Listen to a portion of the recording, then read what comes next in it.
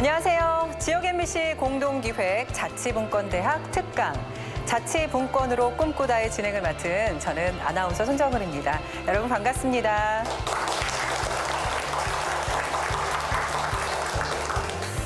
모두가 함께 잘 사는 상생. 여러분은 그 해답을 과연 어디서 얻을 수 있을 거라고 생각하시나요? 이 해답을 얻기 위해서요. 전국 16개 지역 MBC가 모두 모여서 자치분권으로 꿈꾸다라는 프로그램을 공동 기획했습니다. 오늘 바로 그 첫 번째 시간이거든요. 그래서 아주 특별한 게스트를 저희가 모셨습니다. 여러분 뜨거운 박수로 부탁드립니다.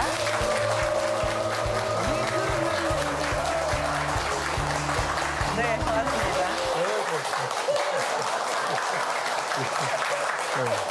아니 근데 제가 너무 깜짝 놀랐어요. 아니 자치분권대학 총장님을 모셨는데 왜 박원순 서울시장님이 올라오신 거죠? 제가 학장 정도밖에 안 돼 보여서 그런데.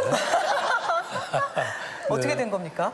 우리 자치분권이라는 게 워낙 중대한 과제거든요. 그래서 이제 우리 지방자치를 꿈꾸는 또 자치분권을 꿈꾸는 그런 학자와 또 활동가와 또 지방정부의 책임자들이 다 모여서 만든 게 바로 자치분권 대학이고요.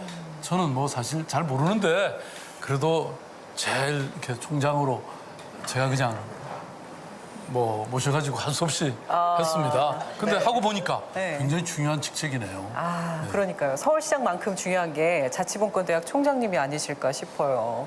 그럼요. 저 나중에 시장 그만두고 나서라도 총장은 꼭 하고 싶어요. 네, 여러분. 지방분권이란 말 사실 많이 들어보셨잖아요. 제가 헌법 제117조를 읽어드릴 테니까요. 한번 잘 들어보세요. 총장님도 잘 들어보세요. 네. 지방자치단체는 주민의 복리에 관한 사무와 재산을 관리하며 법령의 범위 안에서 자치에 관한 규정을 제정할 수 있다. 네, 이렇게 헌법에도요, 지방자치가 아주 명확하게 명시되어 있습니다. 그렇기 때문에 오늘 첫 번째 특강을 맡으신 총장님의 이야기가 굉장히 기대가 됩니다. 어깨가 엄청 무거워지는데요. 네. 갑자기 어깨가 무거워지시죠? 그럼 지금부터요, 상생, 자치분권에서 답을 찾다를 주제로 해서 저희 총장님의 이야기를 들어보도록 하겠습니다. 박수 부탁드립니다. 네, 고맙습니다.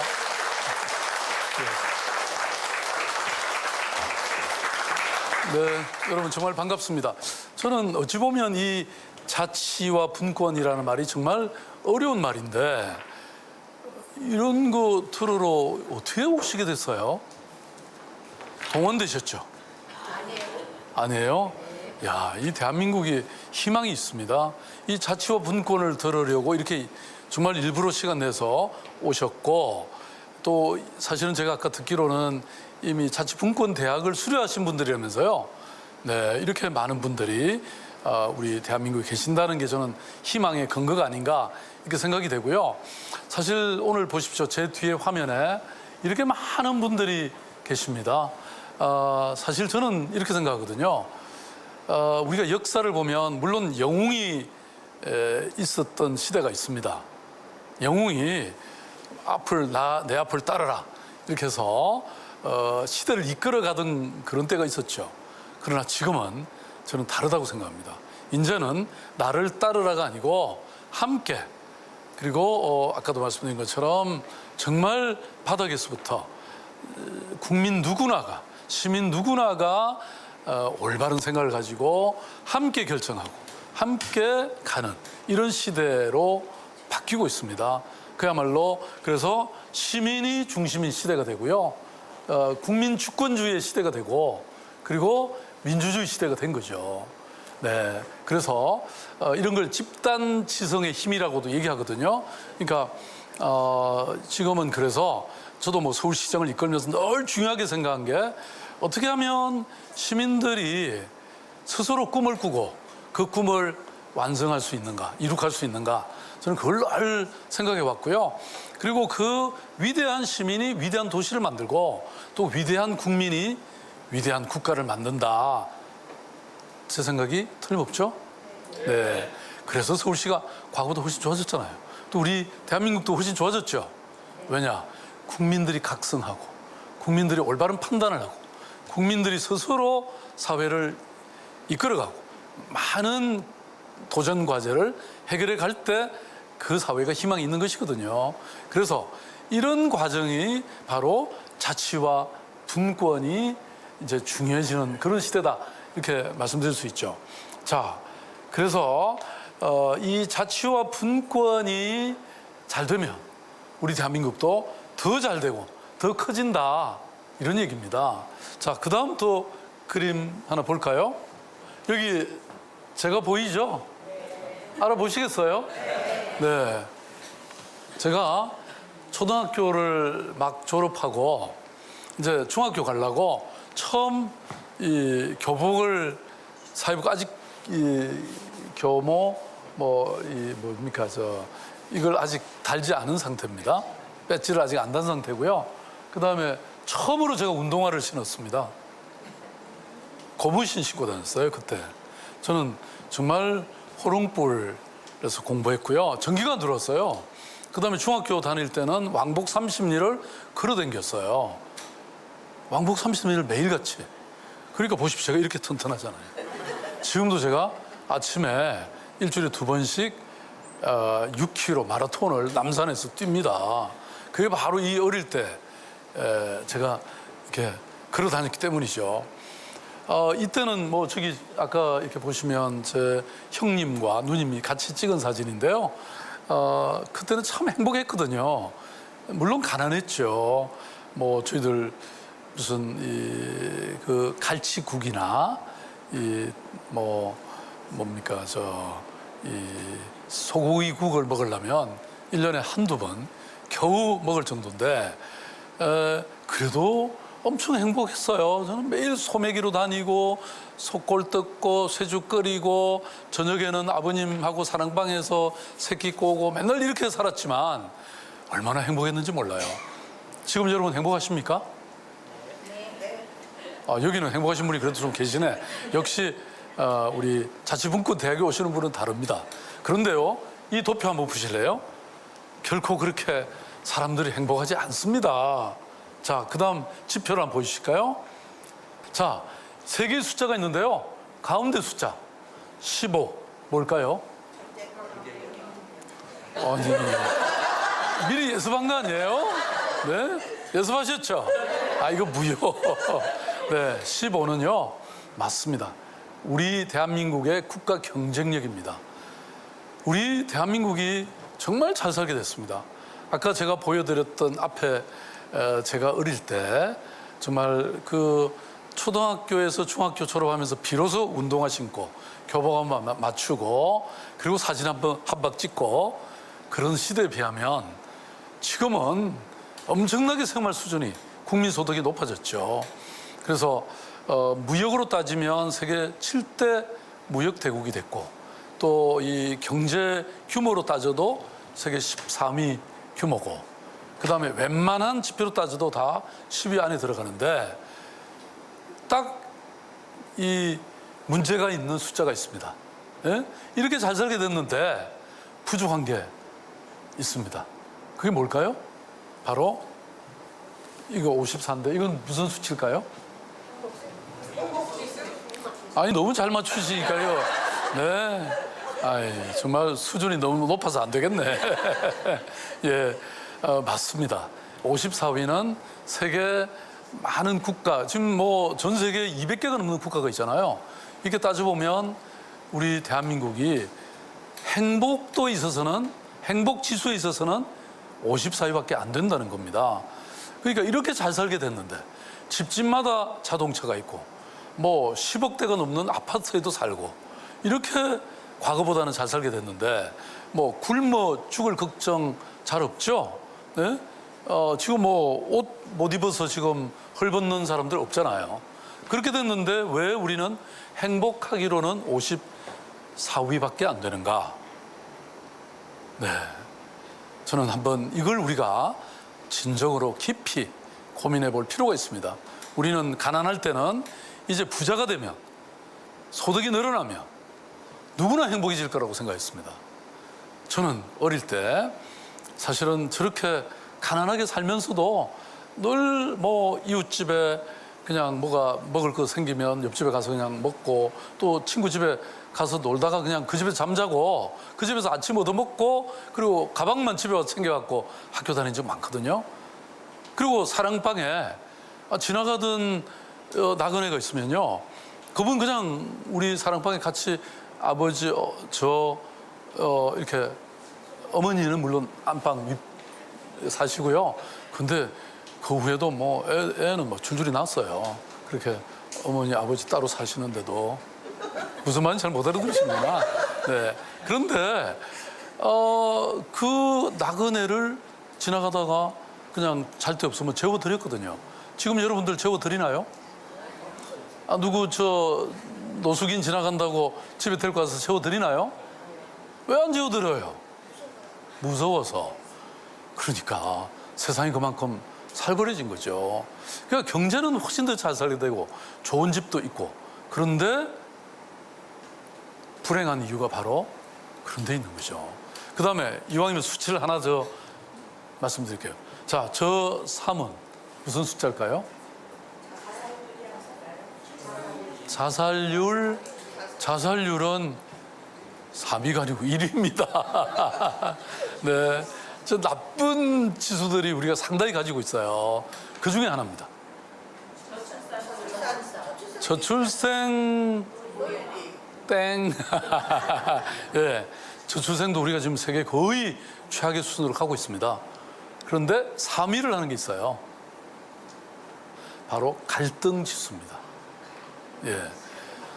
그만큼 우리 사회는 분란과 분규와 싸움과 갈등이 많은 겁니다. 그래서 이념 갈등, 지역 갈등, 또 세대 갈등, 남녀 갈등, 갈등 없는 게 없어요. 뭐 특히 정치적으로 그렇죠. 여의도 보면 뭐 맨날 싸우죠. 네?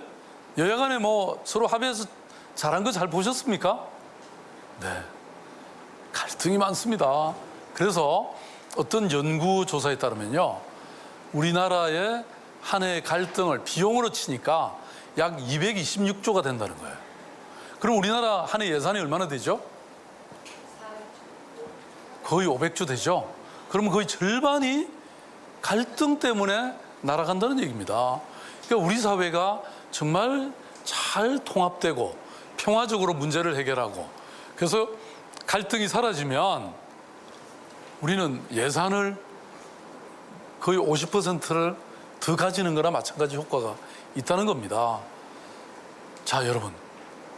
그러니까 우리가 지금 뭐 경제적으로도 어렵고 민생이 어려운데 저는 경제를 위해서라도 꼭 정치적인 사회적인 것뿐만 아니라 경제를 위해서도 바로 뭘 해야 된다고요?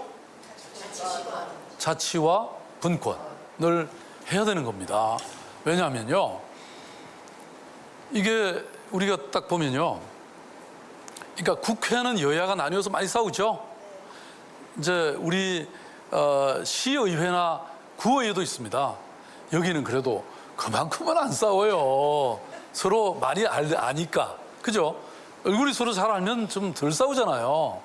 그 다음에 또 이게 더 동네로 내려가고 마을로 내려가면 사실은 싸울 일이 확 줄죠. 다 뭐 친척간이거나 아니면 오랫동안 뭐 같이 살아온 사람들인데 그 싸울 이유가 있겠어요? 확실히 싸우기보다는 협력이 더 높아지죠. 그래서 저희 옛날 그 시골 마을에서는 여러분 두레라는 거 있잖아요.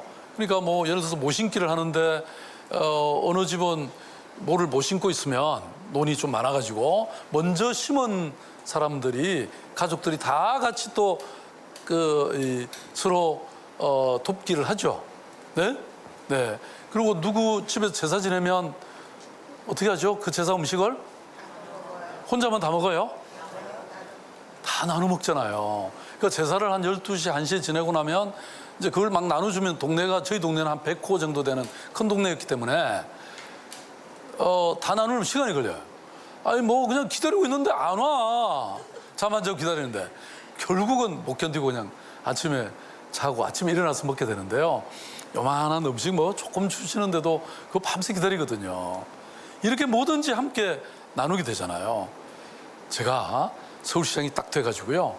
마을 공동체, 사회적 경제, 공유 경제, 공유 사회, 또 뭐 도시농업, 양봉, 그죠?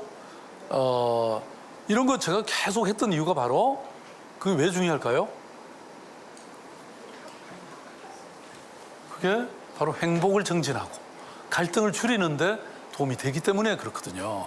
그리고 그것은 중앙정부가 하기보다 또 서울시가 하기보다 구와 동과 그다음 마지막에는 마을에서 하면 더 잘하는 겁니다. 그래서 이 마을 공동체가 중요한 것이고요. 처음에 제가 마을 공동체 막 주장을 하니까 이 어느 언론에서는 박 시장이 이제 막 20세기, 21세기인데 지금 그걸 19세기로 돌린다. 마을이라고 하니까 서울에 무슨 마을이냐. 근데 여기 보니까 우리 여기 오신 저 방청석에 계신 분 중에 우리 황교장 선생님 맞으시죠? 저 은평에 살고 계시죠?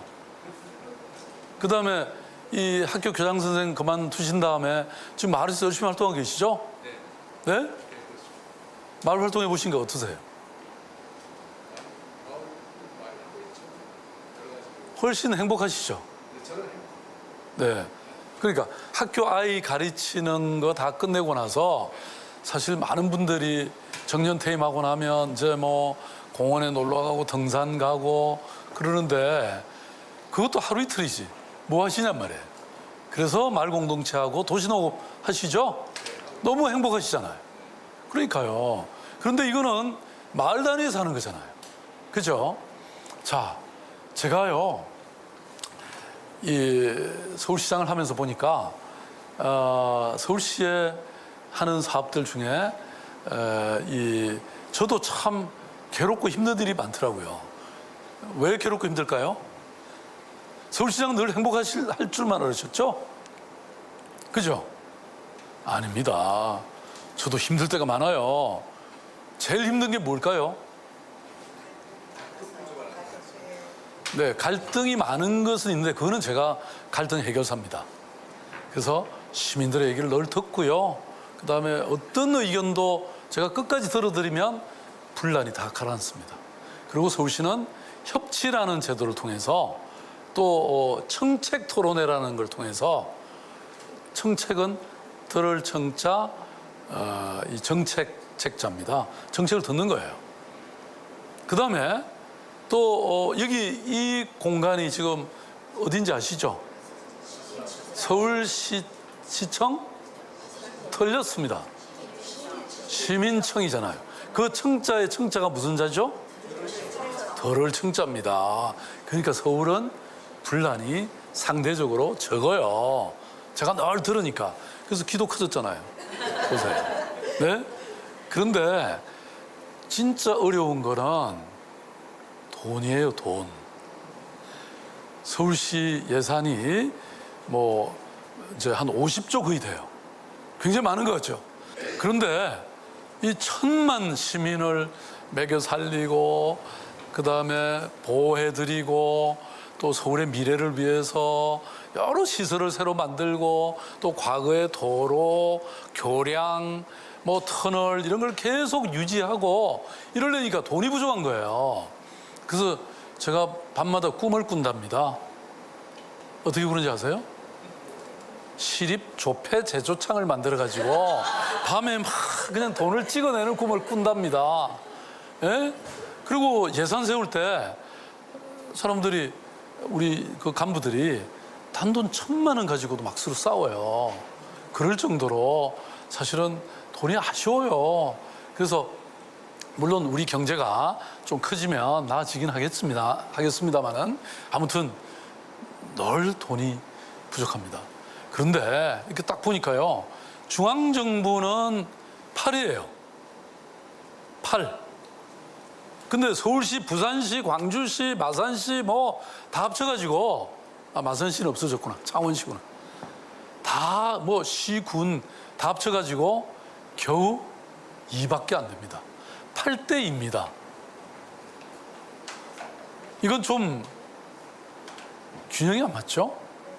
그러니까 유럽이나 OECD 평균이 5대 5더라고요. 중앙정부 5, 지방정부 5. 네. 이렇게 되면 좋지 않겠습니까? 그죠? 제가 중앙정부요. 특히 국회 이제 예산 결산 이런 거 할 때, 저도 가서 막 정말 국회의원들 이렇게 바짓가랭이 잡고 돈 달라고 했습니다. 몇 년 해보니까 안 되더라고요. 서울시는 안 줘요. 네? 근데 다른 시도지사님들이나 시장 군수님들도 돈 때문에 그냥 뭐 힘들죠. 뭘 하려고 하면 돈이 필요하니까. 그래서 저는 중앙정부가 갖고 있는 돈의 절반을 뚝 잘라서 이렇게 주면 훨씬 더 우리 지방정부들이, 지방자치단체들이 더 잘할 거라고 생각합니다. 동의하셔요? 돈 함부로 쓸 것 같아요? 아닙니다. 저희들도 시의회도 있고요. 서울시에 시청에 출입하는 기자가 몇 명인지 아세요? 한 200명이 있는데요. 이분들이 서울시 잘했다고는 별로 안 써요. 맨날 잘못한 거 지적하거든요. 그러니까 이런 분들이 계시기 때문에 안심하고 주셔도 됩니다. 그리고요, 또 돈이라는 게 저 위에 있는 분은 돈이 어디에 필요한지를 잘 알 수가 없잖아요. 주민과 가까이에 있는 사람이 어디에 주민들이 돈을 원하는지를 더 잘 압니다. 그러니까 주민들 가까이에 있는, 아까 제가 풀뿌리라고 말씀드린 이 작은 지방 정부들에게 돈을 더 줘야 주민들의 피부에 와닿는 이런 사업을 더 잘할 수 있다 이겁니다. 그래서요, 그러면 서울시보다 구청이 더 가까이, 주민들 가까이 있죠? 제가 시장이 되고 보니까 구청장들이 저한테 문안 인사를 하러 와요. 돈 필요하다고. 제가 그래서 올 필요 없다. 구청장님들도 바쁘신데 왜 오냐. 필요하다고 전부 연락해서 내면 내가 다 돈 드리겠다. 그랬더니 시장을 약간 무시하긴 하는 것 같아요. 근데 그래도 구청장님들의 그 교부금을 저는 와서 신고하지 않으셔도 실무진을 통해서 와도 다 필요하다고 하면 제가 다 드리고 있고요. 근데 그래봐야 돈이 여전히 부족하다는 겁니다. 그래서 보니까 이 서울시가 가진 돈 중에서 기준 수요 충족도라는 게 있더라고요. 그걸 100% 맞춰 드리려고 하니까, 그러니까 구청장님들이 때로는 막 뭐 돈이 부족해서 월급도 잘 못 주겠다 이런 얘기를 하는 거예요. 그래서 그 기준 수요 충족도를 제가 맞춰 주려고 보니까 제가 쓰는 돈 중에서 약 한 2,700억 이상을 매년 내려 보내드려야 되는 거예요. 아니 2,700억이면 얼마나 큰 돈입니까? 그 돈 저도 쓸 때 많아요. 뭐 도서관도 지어드리고 뭐 박물관도 만들고 뭐 해드릴 일이 많은데 그래도 제가 과감하게 내려 보내드린 거예요. 박수도 안 나오네요, 이런 거는. 네? 아니 제가 그 돈을 구청장님들이 주민들 가까이 계시기 때문에 정말 잘 쓰실 거라고 생각하지만 그거는 이성적인 판단이고요. 제 마음으로는, 가슴으로는 진짜 제 팔다리 하나 끊어뜨리는 것 같은 그런 심정이었다니까요. 돈 2,700억이 저한테 얼마나 큰 돈인데요. 네.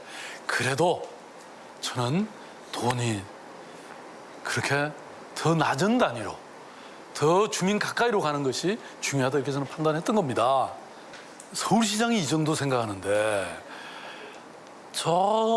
정말 이 지방에 작은 군이나 시 같으면 얼마나 힘들겠습니까?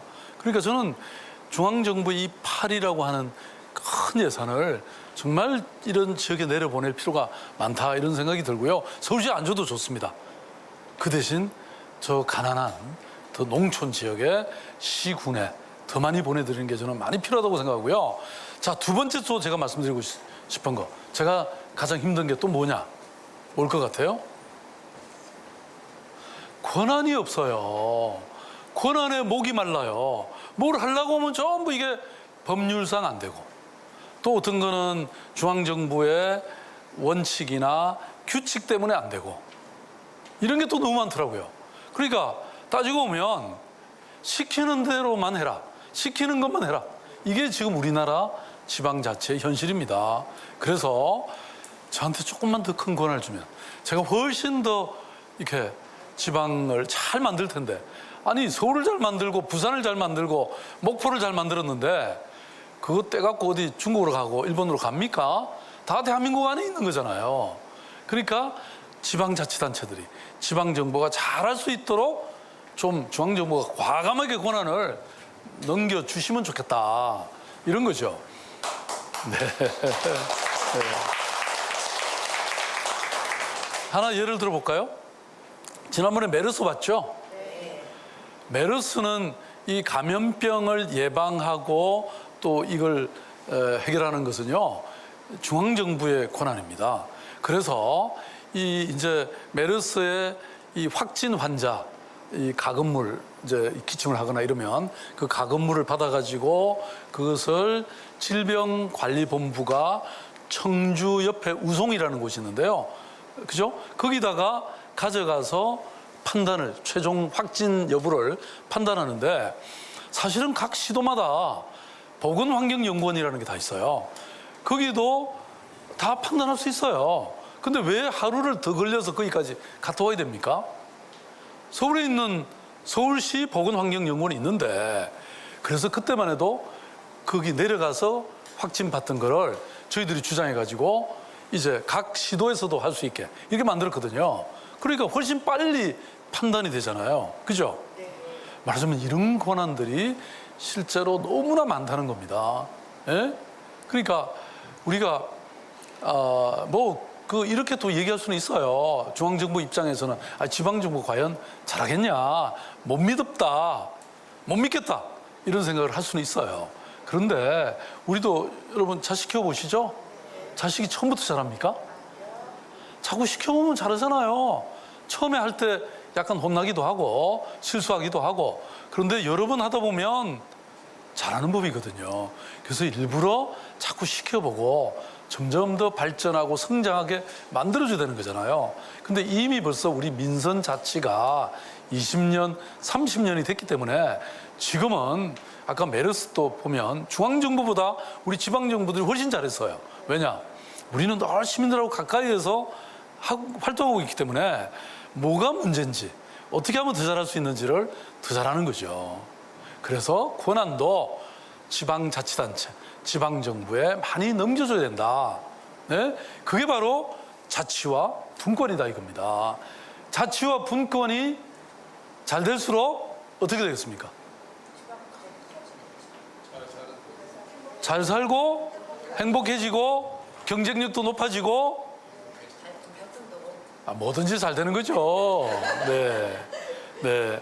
그래서 이 잘 사는 나라일수록 경쟁력이 높은 나라일수록 자치와 분권이 강합니다. 그래서 예컨대 뭐 북유럽 여러분 이 이른바 스칸디나비아 반도에 있는 이 스웨덴, 핀란드, 덴마크 또 이쪽 밑으로 내려와서 노르웨이 이런 북유럽이요. 정말 잘 삽니다. 거기는 뭐 국민소득이 5만 불, 7만 불이에요. 예? 그러니까 이런 나라들이 왜 잘 살게 되냐? 뭐죠? 예? 자치, 분권이 잘 돼 있기 때문에 그렇다는 겁니다. 그래서 우리 이 MBC가 이번 이런 특집 계획을 하게 된 것도 바로 우리가 제도적으로 재정 분권을 하자. 아까 제가 돈을 좀 내려보내야 된다 이 말씀 드렸죠? 그게 재정 분권입니다. 그 다음에 두 번째는 제가 뭐라고 했죠? 권한, 그죠? 네, 이 권력, 권한을 분권을 나눠줘야 되는 거죠. 그 다음에 또 하나 시스템을 바꿔야 되는 거죠. 그게 예를 들어서 조례가 그러니까 우리가 법률은 국회가 제정하는 거고 그 다음에 조례는 시의회나 구의회가 제정하는 거죠. 그러니까 여기서 좀 더 많은 권한을 가지고 자체적으로 입법을 할 수 있도록 입법 자치를 보장하는 것, 입법 분권을 보장하는 것 이런 게 이제 중요하다는 겁니다. 그래서 자, 이제 진짜 이 그림 한번 볼까요? 제가 지금 처해 있는 현실, 저뿐만 아니라 전국의 시도지사님들, 그리고 또 시장, 군수, 구청장님들이 똑같이 이런 심정을 갖고 있을 겁니다. 자, 바로 이 사진입니다. 여러분, 제가 꽁꽁 묶여 있고요. 쇠사슬에 묶여 있습니다. 근데 꽁꽁 묶여 있는 것 같지가 않네. 좀 이렇게 더 잡아매야 되는데. 네. 아, 제가 정말 이런 생각이에요. 너무 많은 규제와 규정에, 예? 좀 이렇게 뭐 하려고, 마음대로 하려고 하면 이것 때문에 안 되고, 저것 때문에 안 되고. 또 아까 뭐라 그랬죠? 돈이 모자라고. 네? 또 뭐 이 조례도 우리가 마음대로 정해서 좀 하면 좋은데, 예. 그래서 이런 상황을 빨리 벗어나는 길이 아까 뭐라고 말씀드렸죠? 바로 분권. 그렇습니다. 자치와 분권이 왜 중요한지 이제 아시겠죠? 그 전에 자치, 뭐 분권 이러면 아마 사람들이 저게 뭔가 그렇게 생각했을 겁니다. 그죠? 그런데 자치와 분권이 우리의 삶이고, 우리의 삶을 개선하고, 우리의 소득을 올리고, 우리의 행복 지수를 높이고, 우리가 훨씬 더 행복해지는, 국가도 더 경쟁력이 높아지는 이런 것에 아주 중요한 수단이고 목표라는 겁니다. 이제 확실히 아시겠죠? 네. 예. 아마 이제 오늘 이렇게 우리 자치분권 대학에 여러분들이 이렇게 열심히 들어주셨기 때문에 앞으로 아마도 이 자치분권, 특히 이것을 이제 좀 더 보장한 우리 지방자치법이 국회에 지금 계류 중인데 이게 뭐 굉장히 빨리 통과되지 않을까, 저는 이런 확신을 하게 됐습니다. 네.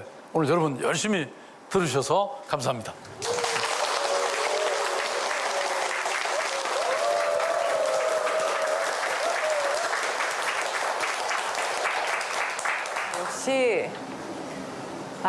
역시 자치분권대학 총장님의 특강이어서 정말 수준이 남달랐던 것 같습니다. 오늘 첫 번째 강연 정말 잘 들었고요. 아까 해주신 말씀 중에 이 자치분권화 수준이 높은 나라일수록 국가 경쟁력도 높다고 하셨잖아요. 네, 훨씬 잘 사는 거죠. 네. 그 부분이 굉장히 흥미롭고 되게 마음에 와 닿았었거든요. 이 자치분권 시스템을 바꾸는 방법에 대해서 혹시 뭐 조금 더 설명해 주실 수 있을까요? 뭐 우선은 이렇게 제도적으로 아까 지방자치법을 통과시켜서 우리에게 권한과 재정을 좀 더 이렇게 배분하는 거, 이게 이제 가장 중요한 일인 것 같고요. 근데 이제 그 외에도 결국은 또 지방자치라는 게 시민들의 역량과 인식이 중요합니다. 그래서 그래서 좋은 시장 군수도 뽑으시고 또 좋은 국회의원도 뽑으시고 또 이런 게 중요하지 않습니까? 그래서 저는 우리 결국은 시민들의, 국민들의 수준이 또 굉장히 중요하다, 의식이 중요하다, 이렇게 생각합니다. 네, 시민의식의 성장도 굉장히 중요할 것 같습니다. 오늘 와주신 분들의 수준은 굉장히 높으신 것 같지 않으세요? 뭐 이분들은 오늘 완전히 우등상 드려야 됩니다. 끝나고서 국민 우등상. 드려야 될 것 같습니다. 정말 열심히 들으시고 제가 저 자리에 앉아 있었는데 대답을 정말 잘 하시더라고요. 네. 그래서 아마도 들으시면서 궁금한 점들이 또 있으셨을 것 같아요. 그래서 저희가 좀 질문을 받아보려고 하거든요. 혹시 손 들고 질문하실 분 계세요? 네. 평화와 행복을 꿈꾸는 도시 김포시에서 왔습니다. 네. 그래도 어쨌든 총장님의 말씀을요. 김포시 완전히 홍보대사시네. 예. 말씀을 많이 듣고 제가 이제 몰랐던 거를 새롭게 이제 지금 알았고 알아가는 중입니다. 아직 햇병아리거든요. 근데 이제 제가 질문할 거를 제가 잠깐 좀 적어봤어요. 예. 근데 실질적인 자치분권 실현을 위해서 어떤 문제에 가장 중점을 두고 우선적으로 추진해 나갈 것인지 그게 좀 궁금하거든요. 예. 좀 전에 자치분권을 우리가 좀 더 실현하기 위해서는 우선 제도적으로 지방자치법을 개정해서 좀 더 많은 권한을 우리 시장, 군수, 구청장님 또 시도지사들한테 드리면 좋겠다, 이 말씀도 하나 드렸고, 또 하나는 우리 시민들이 또 이렇게 열심히 학습하시고 해서 이 자치와 분권이 얼마나 중요한가를 인식하고 그래서 좋은 우리 시장군수구청장님을 선출하고 또 시의 많은 이런 기회들에 참여해서 뭐 요새는 참여 자치 예산도 있고 그렇지 않습니까? 이런 것에 열심히 참여하시는 것도 있고 그다음에 저는 뭐 우리 또 지방 정부를 관리하는 저희들 같은 사람들이 또 도시를 이렇게 잘 만들고 시민들이 늘 참여할 수 있는 이런 어떤 채널이나 이런 어떤 과정을 많이 만들어내서 주민들이 이렇게 소외되지 않고 그 자기 도시에 자기 지방에서 많이 참여할 수 있게 만들어 드리는 것. 뭐 이런 것들이 다 중요하겠죠. 그죠? 네. 네, 오늘 한 가지가 아니라 굉장히 여러 가지에 네, 다 네. 중점을 두고 계신 것 같아요. 네. 다음 질문. 저런 질문도 아무나 못 하십니다. 그러니까요. 수준 높은 질문에 수준 높은 대답입니다. 다음 질문 해주세요. 오늘 총장님 말씀을 듣고 나서니까 이제 자치분권에 대해서 아주 자신이 생겼는데요. 중앙하고 지방의 어떤 그 불균형이 계속 이렇게 유지가 되면 곤란한 것 같아요. 그래서 법으로 빨리 됐으면 좋겠는데 사회적으로나 정치적으로나 아주 그런 그 괴리가 심해지고 계층이 소외가 잘 심해지기 때문에 그 격차를 줄여야 되겠다는 것이 저희들이 해야 할 생각이 있거든요. 특히 지방인 우리가 이제 주민들이 생각할 때는 서울 같은만 하더라도 구도 서울시의 하나의 지방이에요. 1,700억을 이렇게 보내주셨다는데 앞으로는 25개 구이 2,700억? 예. 이렇게 해서 좀 더 많은 거를 좀 얻어가야 되겠다 그런 생각도 드는데 그 격차를 해소시키는 그 방안은 좀 해법을 좀 말씀해 주십시오. 예, 사실은 이제 아까 저는 중앙 정부와 지방 정부 사이의 격차, 중앙 집권적인 것을 이렇게 이 자치와 분권으로 만들어야 된다 이런 말씀을 제가 드렸는데요. 또 좀 더 자세히 보면 서울 안에도 강남북 격차가 있잖아요. 그 균형을 맞추는 것도 중요하고 또 서울과 지방 도시들 간의 격차도 있습니다. 서울시는 그래도 어쨌든 재정 자립도가 80%까지 되거든요. 근데 저 전남 지역이라든지 일부 지역은 20%도 안 돼요. 그러니까 이분들은 정말 그 100%를 맞추려면 80%를 중앙정부에 가서 그냥 정말 이 신발이 닳도록 다녀야 되거든요. 그러니까 더 어려우시죠. 그다음에 도시와 농촌 사이도 또 이게 불균형이 있어요. 그래서 우리 사회에 이런 불균형이 굉장히 많은데 뭐 이런 것들도 아까 말씀드렸던 이 자치와 분권을 좀 높여서 그러면 해소될 가능성이 많고요. 서울시 같은 경우는 지금 아무래도 여기 뭐 대기업의 본사도 많고 부자들이 많이 사는 동네니까 뭐 여러 가지 세금이 많이 그치잖아요. 그래서 그중에 1년에 한 3,500억 정도를 이 상생 예산이라고 해서 우리가 중앙정부에 내놓으면 그 중앙정부가 또 지방에 나눠주는 이런 것도 있습니다. 금년이 그게 이제 끝이에요. 그런데 저는 서울시장으로 욕심만 생각하면 그것도 안 줘도 되지만 그러면 안 되겠죠. 아무래도 서울이 큰 형님이잖아요. 그래서 저는 계속 그것이 끝났지만 계속 가야 된다. 그래서 그 3,500억 정도의 돈은 계속 지방으로 갈 수 있도록 할 생각입니다. 네. 아무래도 예산 문제가 굉장히 클 것 같은데 그 충분한 예산을 지방에 보내는 일을 총장님께서 열심히 해주고 계신 것 같습니다. 저부터 해야지. 네. 또 혹시 또 질문 있으세요? 네. 오늘 자치분권에 대한 강의 내용 상당히 공감이 됐고요. 저 또한 개인적으로도 자치분권에 관심이 많은 데다 적극적으로 좀 지지하는 입장이거든요. 그래서 이러한 변화에 대해서 지역 주민들이 피부로 직접 체감하기 위해서는 어떻게 보면은 지역 자체적으로 살림을 꾸려가기 위한 지역의 뭐라 그래야 되나 재정을 확충하는 그런 방법이 상당히 중요하다고 생각하는데요. 이 부분에 대해서는 어떻게 생각하시는지 그 의견을 좀 듣고 싶습니다. 예, 사실은 이제 이 중앙 정부의 내려오는 돈뿐만 아니라 자체적으로 자기 지역에서 자기 그 자치단체에서 좀 더 수입이 많아지면 좋겠죠. 그래서 이제 예컨대 기업을 유치한다든지 또는 기업을 육성한다든지 이런 일들을 참 많이 하고 있는데요. 뭐 그게 또 쉽지만은 않지 않습니까? 그래서 공단을 만들어서 뭐 기업을 유치하는데 이게 다 안 차거나 또 이게 또 중국이라든지 베트남으로 그 기업들이 유출되기도 하고 굉장히 어려운 일들이 많습니다. 그래서 저는 이제 이 여러 가지 우리가 그런 노력을 해야 되는데 뭐 그것 중에서 이 자기 지역의 아주 특수한 것들을 저는 찾아내야 된다고 생각하는데요. 예를 들어서 전주 그러면 뭐가 유명하죠? 한옥마을, 또 비빔밥, 그러니까 한식이죠. 또 한자만 넣으면 돼. 한지, 그다음에 판소리, 그죠? 그게 또 우리 한국 전통적인 음악이죠. 말하자면 한자가 들어가 있는 한 브랜드를 저는 전주가 계속 키우면 지금 한옥 때문에 관광객이 엄청 늘어났잖아요. 그런 것처럼 저는 전주는 한 브랜드로 빛나는 도시. 그다음에 어디 가볼까요? 목포 가볼까요? 목포에 가면 뭐가 있죠? 사막도. 산낙지? 아, 산낙지. 아, 뭐 드시는 것만 맨날 생각하시는구나. 네. 뭐 유명한 게 많죠. 근데 결국은 거기가 해양이잖아요. 해양 도시잖아요.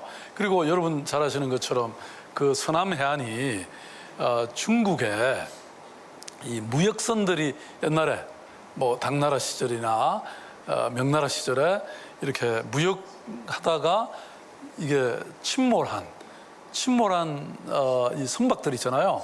그거를 잘 이렇게 건져 올려서 지금 이미 몇 개가 있긴 한데 그런 걸 잘 해서 세계적인 해양박물관을 만들면 어떨까요? 좋아요. 좋겠죠. 네, 이런 식으로 각 지역마다 특색이 있어요. 서울도 마찬가지입니다. 서울도 뭐 뉴욕 따라가고 런던 따라가면 아무리 잘해도 2등밖에 못해요. 서울은 1등 먹어야죠, 그죠? 그러려면 서울이 유명한 게 뭐죠? 서울에 사시면서도 모르세요. 너무 많아서 하나를 너무 못 많긴 고르겠네요. 하죠. 그것도 좋은 생각이십니다. 네. 근데 서울은요, 아름다운 자연이 있잖아요. 아마 외국을 가봐도요, 이렇게 1,000만 명이 사는 큰 도시에 국립공원이 있는 곳이 없습니다. 그죠? 우리는 국립공원이, 아니, 황교장 선생님 거기 은평구에 사시면서 뭡니까? 난 놓고 기억자도 모르시나요? 아니, 거기 북한산 있잖아요. 그러니까 북한산 있죠? 도봉산 있죠? 이게 다 국립공원이잖아요. 이런 나라는 없어요. 자연이 아름다운 겁니다. 아니, 우리 한강 보십시오. 예? 딴 도시에 강 가보면 뭐 완전히 새강이에요. 우리는 큰 강인데. 자연이 가장 아름답고. 두 번째, 역사가 2000년 역사 도시입니다. 뉴욕 그래봐야 100년, 200년이 채 안 됐잖아요. 근데 서울은 2000년 역사 도시죠. 세 번째는요? 세 번째 보물이 뭘까요? 시민들이죠. 여러분들처럼 똑똑하고 잘난 시민 봤어요? 딴 데서? 최고입니다. 저는 늘 이 세 가지가 서울의 보물이다 그 생각하거든요. 그러니까 각 도시가 자기 것을, 자기의 아이덴티티, 자기의 정체성을 가지고 저는 발전하면 그게 경제도 살아나고 또 여러 가지 이 경쟁력이 생긴다. 저는 그렇게 생각합니다.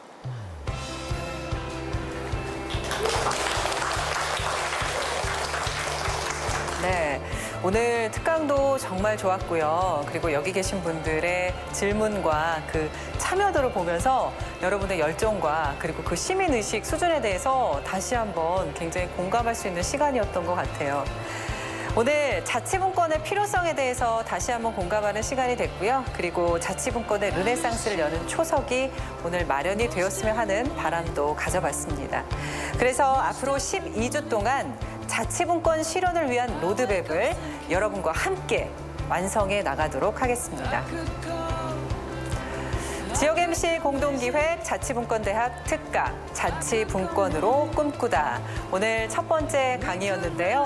이 시간 마무리하도록 하겠습니다. 지금까지 함께해 주신 여러분 고맙습니다.